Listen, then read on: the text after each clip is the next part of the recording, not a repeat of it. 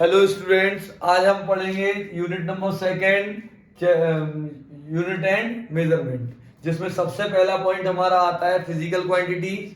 तो the quantities which can be measured accurately are called physical quantity. ऐसी quantity जिनको हम एक्यूरेटली मेजर कर सकते हैं, उन सभी क्वांटिटीज को हम फिजिकल क्वांटिटी कहते हैं। और फिजिकल क्वांटिटी जैसे एग्जांपल हम कह सकते हैं मास, लेंथ, एरिया, वॉल्यूम, ये सारी क्वांटिटीज जो है वो फिजिकल क्वांटिटी है। क्यों? जिन क्वांटिटीज को हम एक्यूरेटली मेजर कर सकते हैं, उन सभी क्वांटिटीज को हम फिजिकल क्वांटिटीज के अंडर लेते हैं। अब फिजिकल क्वांटिटी मोस्टली अगर देखा जाए तो टू टाइप्स की होती हैं, जिनमें से फर्स्ट हमारा है फंडामेंटल क्वांटिटीज। Fundamental quantities. अब फंडामेंटल क्वांटिटीज क्या होती हैं? हाँ, फंडामेंटल क्वांटिटीज क्या होती हैं? ऐसी क्वांटिटीज जिनका जो किसी दूसरी क्वांटिटी पर निर्भर नहीं करती और ये कंप्लीटली इंडिपेंडेंट होती हैं, उन क्वांटिटीज को हम फंडामेंटल क्वांटिटीज कहते हैं। The quantities which are completely independent, they does not depend upon other quantities, these are called fundamental quantity. ऐसी क्वांटिटी जो पूर्णतः अपने आप में स्वतंत्र होती है, वो किसी दूसरी राशियों पर, दूसरी क्वांटिटीज पर निर्भर नहीं करती, उन क्वांटिटीज को हम फंडामेंटल क्वांटिटी कहते हैं। अब ऐसी केवल 7 क्वांटिटीज हैं जो फंडामेंटल क्वांटिटीज के अंडर आती हैं, वो मैं टेबल के थ्रू आपको बताऊंगा। Fundamental quantities, they are SI unit. तो लिखेंगे हम जल्दी जल्दी। फर्स्ट है लेंथ। लेंथ की एसआई यूनिट मीटर होती है बेटा। दूसरी फंडामेंटल क्वांटिटी होती है मास, जिसकी एसआई यूनिट किलोग्राम होती है।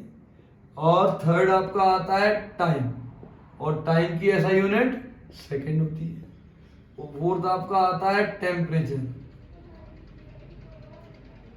टेम्परेचर जिसकी एसआई यूनिट केल्विन होती है। फिफ्थ आपका आता है करंट, जिसकी एसआई यूनिट एम्पियर होती है। और फिफ्थ सिक्स्थ आपका आता है ल्यूमिनस इंटेंसिटी, जिसकी एसआई यूनिट कैंडेला होती है। और सेवेंथ आपका आता है क्वांटिटी ऑफ मैटर, जिसकी एसआई यूनिट मोल होती है। ठीक है, ये वो 7 फंडामेंटल क्वांटिटीज हैं जिन क्वांटिटीज पर बाकी सारी क्वांटिटीज भी डिपेंड करेंगी। इसके अलावा 2 सप्लीमेंट्री क्वांटिटीज भी होती हैं। सप्लीमेंट्री क्वांटिटीज जो खुद भी किसी पर निर्भर नहीं करती और ना किसी दूसरे उन पर निर्भर करती। उनमें आता है आपका प्लेन एंगल एंड सेकंड उसका आता है आपका solid angle. Plane angle and solid angle. Plane angle की एसआई यूनिट रेडियन होती है और सॉलिड एंगल की एसआई यूनिट स्टेरेडियन होती है। ठीक है, इसके बाद हम सेकंड पॉइंट पढ़ेंगे इसका, बी जिसे कहेंगे। ये हमारा ए पॉइंट था। बी जो पॉइंट अपन पढ़ेंगे उसमें कहेंगे हम डेराइव क्वांटिटीज। अच्छा, डेराइव क्वांटिटीज क्या होती हैं? ऐसी क्वांटिटीज जो फंडामेंटल क्वांटिटीज पर डिपेंड करती हैं, यानी कि फंडामेंटल क्वांटिटीज से ही जो मिलकर बनती है, उन क्वांटिटीज को हम डेराइव क्वांटिटी कहते हैं।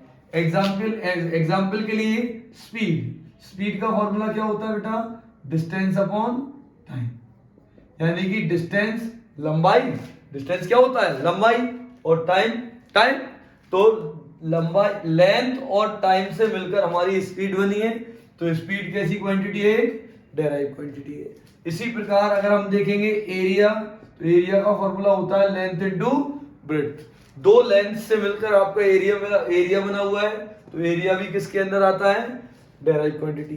ऐसे ही करके इन 7 को छोड़ने के बाद जितनी भी क्वांटिटीज होंगी वो सभी इन 7 से ही मिलकर बनी होंगी, और उन्हें हम डेराइव क्वांटिटी कहते हैं। डेराइव क्वांटिटी के बाद इसमें हमारा आता है यूनिट। यूनिट क्या होती है?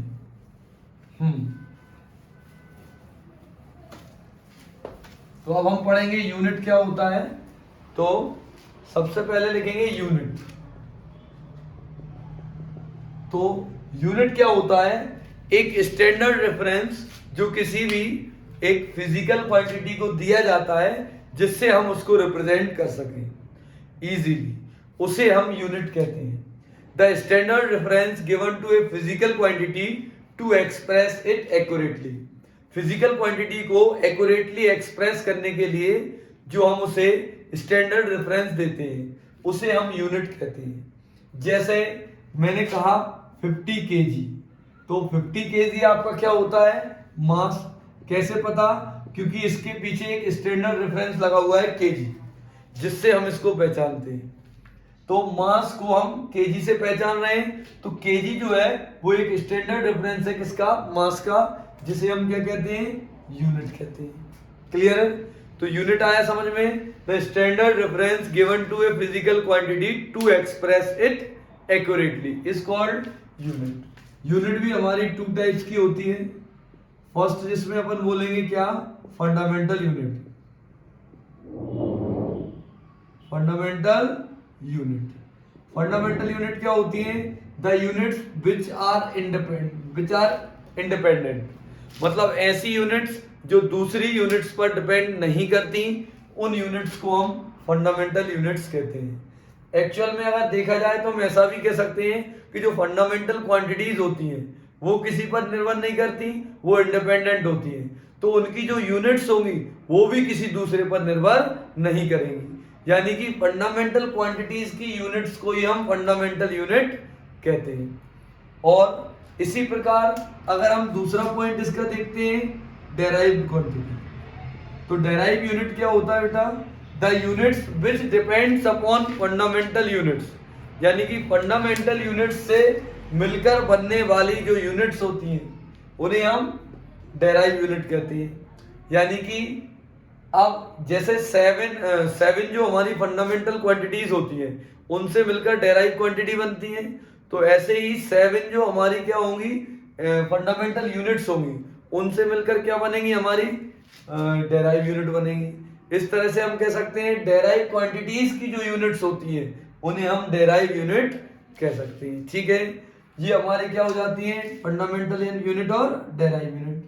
फंडामेंटल यूनिट केवल 7 होती है, और आपकी जो डेराइव यूनिट होगी वो कैसी होंगी? अनलिमिटेड। अनलिमिटेड, क्योंकि फंडामेंटल क्वांटिटी डेराइव क्वांटिटी कैसी होती है? अनलिमिटेड। फंडामेंटल क्वांटिटी 7 होती है, तो जो 7 फंडामेंटल क्वांटिटी होती हैं उनकी ही जो 7 यूनिट्स होती हैं उन्हें हम फंडामेंटल यूनिट्स कहते हैं। जैसे अभी मैंने आपको 7 क्वांटिटीज लिखी थी, length, mass, time, current, temperature, luminous intensity, quantity of matter, तो उन सभी की जो यूनिट्स होंगी, मीटर, किलोग्राम, एम्पियर, केल्विन, वो सब क्या होंगी? फंडामेंटल यूनिट्स के अंदर आएंगी। यहां से हम इन दोनों के बीच का डिफरेंस भी लिख सकते हैं क्या? The units which does not depends upon other units are called fundamental units. The units which depends upon fundamental units are called derive units. और इनका दूसरा डिफरेंस हो जाएगा, फंडामेंटल क्वांटिटीज की यूनिट्स को ही फंडामेंटल यूनिट कहते हैं और डेराइव क्वांटिटीज की यूनिट्स को ही डेराइव यूनिट्स कहते हैं। इसके अलावा तीसरा, फंडामेंटल यूनिट केवल 7 होती है। इसके अलावा डेराइव यूनिट कितनी होती है? अनलिमिटेड होती है। ये इनके बीच का एक डिफरेंस भी हो जाता है। अब हम पढ़ेंगे कि किसी स्टैंडर्ड यूनिट का कैरेक्टरिस्टिक्स क्या क्या होती है। तो क्वेश्चन होगा आपका, what are the characteristics of a standard unit. Standard unit की कुछ कैरेक्टरिस्टिक्स पढ़ेंगे हम।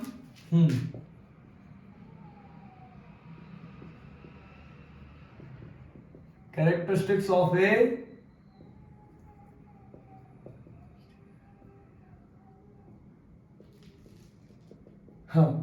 स्टैंडर्ड यूनिट की कैरेक्टरिस्टिक, जिसमें फर्स्ट होता है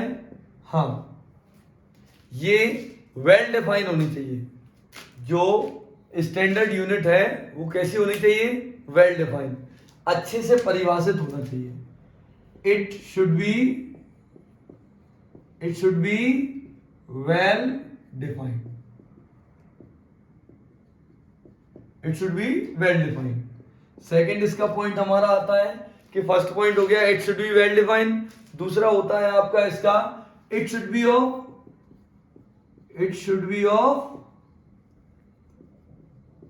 सुटेबल साइज, मतलब जो यूनिट होती है उसका साइज ना ही ज्यादा बड़ा होना चाहिए ना ही ज्यादा छोटा होना चाहिए, सुटेबल साइज की होनी चाहिए। ठीक है, इसके बाद थर्ड पॉइंट इसमें आता है it should not change with time और प्लेस, टाइम और प्लेस के साथ इसको चेंज नहीं होना चाहिए। उसके बाद फोर्थ पॉइंट इसका आता है it should not affected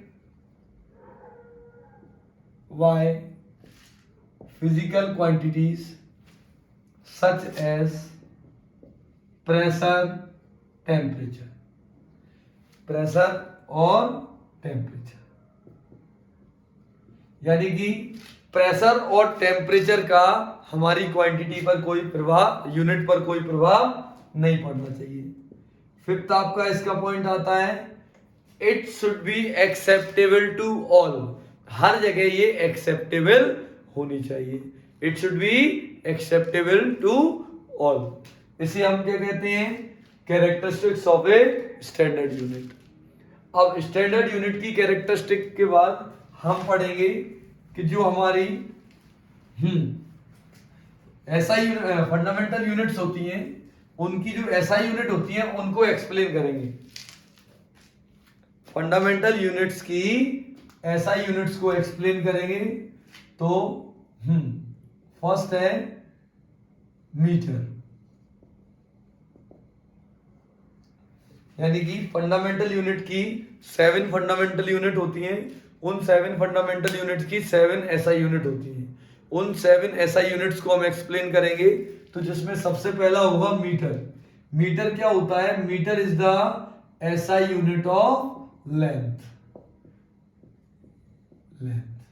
metre is SI unit of length. Metre जो है वो लेंथ की ही एसआई यूनिट होती है, जिसमें हम डिफाइन करेंगे भाई 1 मीटर क्या होता है, व्हाट इज 1 मीटर। तो 1 मीटर क्या होता है उसको एक्सप्लेन करेंगे, व्हाट इज 1 मीटर। तो 1 मीटर क्या होता है बेटा, लाइट के द्वारा वैक्यूम में, लाइट के द्वारा वैक्यूम में 1 सेकेंड के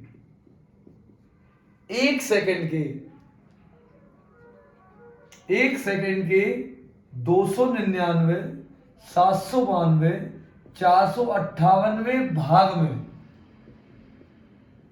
1 सेकेंड के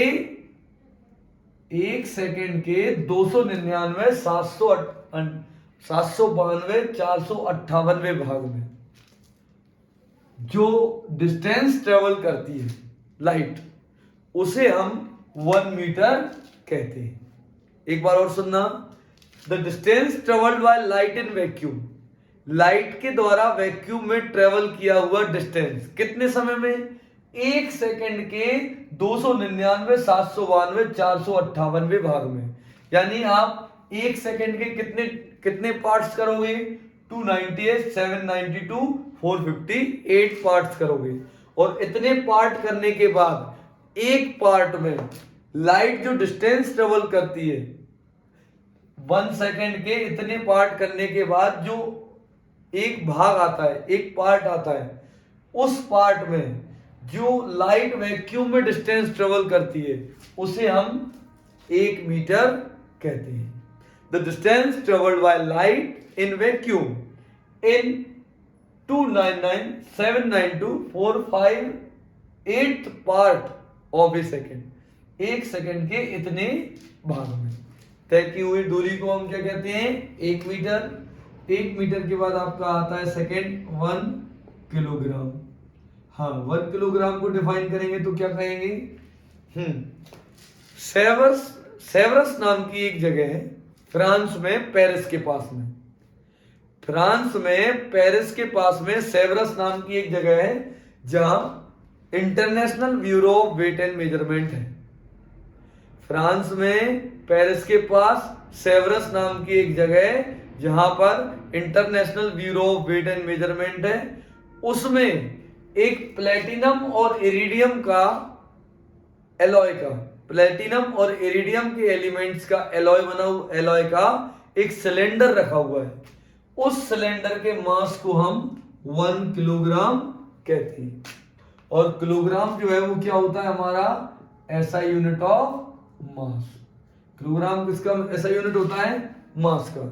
और अभी बताया कि फ्रांस में पेरिस के पास सेवर्स नाम की एक जगह है जहां पर international bureau of weight and measurement है। वहां प्लेटिनम और इरिडियम के एलॉय का एक सिलेंडर रखा हुआ है। उस सिलेंडर के मास को 1 kg कहते हैं। इसके बाद आता है आपका 1 सेकेंड। तो पहले तो बोलेंगे सेकेंड क्या होता है, तो सेकेंड क्या होता है SI unit of time. Time की एसआई यूनिट को सेकेंड कहते हैं। जिसमें 1 सेकेंड क्या होगा, तो सीजियम 133, सीजियम 133 का एटम, सीजियम 133 एक एलिमेंट होता है, उसका एटम, उसका क्या लिया एटम। सीजियम 133 एलिमेंट का एटम एटॉमिक क्लॉक में, एटॉमिक क्लॉक में जितने समय में 91, 92, 63, 17, 70 वाइब्रेशन कर लेता है। मतलब सीजियम 133 का एटम जितने समय में एटॉमिक क्लॉक में 91, 92, 63, 17, 70 कंपन वाइब्रेशन कर लेता है, उस टाइम को हम 1 सेकेंड कहते हैं। डिफाइन कैसे करेंगे? 1 second is the interval of time in which caesium 133 atom makes 91, 92, 63, 17, 70 vibration in atomic clock. ये हमारा क्या आ गया 1 सेकेंड आ गया। इसके बाकी बचे हुए पार्ट्स आपको नेक्स्ट वीडियो में मिलेंगे। Thank you.